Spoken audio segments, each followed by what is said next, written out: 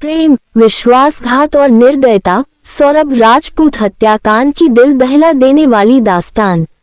सौरभ की जिंदगी, एक खुशहाल परिवार और सुनहरे सपने। 29 वर्षीय सौरभ राजपूत मर्चेंट नेवी में अधिकारी थे।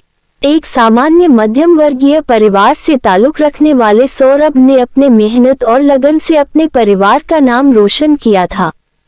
उनकी शादी मुस्कान रस्तोगी से हुई थी, जिससे उनकी एक 6 साल की बेटी भी थी। जब भी वे विदेश से लौटते, उनका घर खुशियों से भर जाता। लेकिन उन्हें क्या पता था कि जिस घर को उन्होंने अपने सपनों और प्रेम से संवारा था, वहीं उनके लिए एक मौत का जाल बुना जा रहा था। मुस्कान और साहिल, छुपा हुआ रिश्ता। मुस्कान और साहिल शुक्ला की कहानी किसी फिल्मी प्रेम कथा जैसी थी, लेकिन अंत इतना क्रूर होगा, ये किसी ने नहीं सोचा था। मुस्कान और साहिल स्कूल के दिनों से एक दूसरे को जानते थे। समय के साथ उनका संपर्क खत्म हो गया, लेकिन 2019 में एक स्कूल व्हाट्सएप ग्रुप के जरिए वे फिर से जुड़े। मुस्कान, जो अब एक विवाहित महिला थी, धीरे धीरे साहिल के प्यार में फिर से पड़ने लगी। सौरभ की नौकरी ऐसी थी कि वह महीनों तक घर से दूर रहता था, और इस दौरान मुस्कान और साहिल के बीच रिश्ता गहरा होता चला गया। मुस्कान को अब सौरभ एक बोझ लगने लगा। साजिश की शुरुआत, मौत की पटकथा तैयार। 2024 के अंत तक दोनों ने सौरभ को रास्ते से हटाने की योजना बना ली थी। इस साजिश में मुस्कान की भूमिका सबसे खतरनाक थी, क्योंकि वह उस इंसान की हत्या करने जा रही थी जिसने उस पर पूरा भरोसा किया था। मुस्कान ने 2 बड़े चाकू खरीदे और सफाई से झूठ गढ़ा कि ये चिकन काटने के लिए है।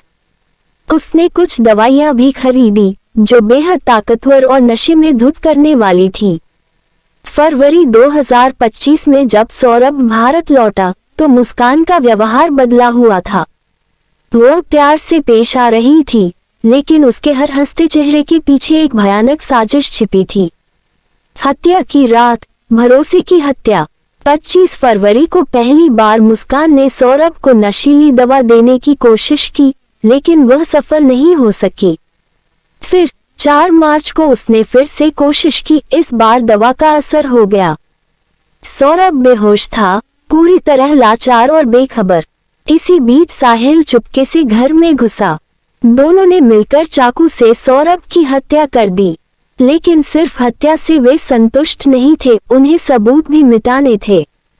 उन्होंने सौरभ के शव को काटकर छोटे टुकड़ों में बदल दिया।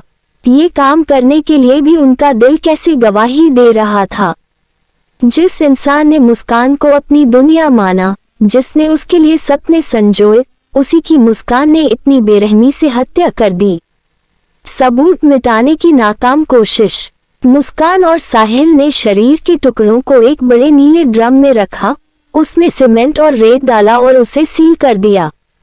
उन्हें लगा कि अब किसी को कुछ पता नहीं चलेगा, लेकिन अपराध ज्यादा देर तक छिपा नहीं रह सकता। गिरफ्तारी, न्याय की शुरुआत। सौरभ के परिवार को जब उससे संपर्क नहीं हुआ, तो उन्हें शक हुआ। पुलिस जांच में मुस्कान और साहिल के बयानों में विरोधाभास मिला। जब पुलिस ने घर की तलाशी ली, तो उन्हें वह नीला ड्रम मिला, जिसे खोलते ही सौरभ के टुकड़े टुकड़े शरीर ने सबको झकझोर कर रख दिया। इसके बाद मुस्कान और साहिल को गिरफ्तार कर लिया गया। पूछताछ में उन्होंने अपना जुर्म कबूल कर लिया। एक परिवार का दर्द, न्याय की गुहार। सौरभ के माता पिता, जो अपने बेटे की वापसी की राह देख रहे थे, अब उसकी मौत की खबर सुनकर टूट गए। उनकी आंखों में आंसू थे, लेकिन वे अपने बेटे के लिए न्याय चाहते थे। सौरभ की मासूम बेटी, जो हर रात अपने पापा की कहानियां सुनकर सोती थी, अब ये भी नहीं समझ पा रही थी कि उसके पापा उसे छोड़कर कहां चले गए। अंत में ये कहानी एक ऐसे इंसान की है, जिसने सिर्फ अपने परिवार से प्यार किया, लेकिन उसी परिवार ने उसे मौत दी। ये प्रेम, विश्वासघात और निर्दयता का ऐसा संगम है, जिसने पूरे देश को झकझोर दिया है। अब सौरभ के परिवार को सिर्फ एक ही उम्मीद है, उन्हें न्याय मिले और सौरभ की आत्मा को शांति मिले।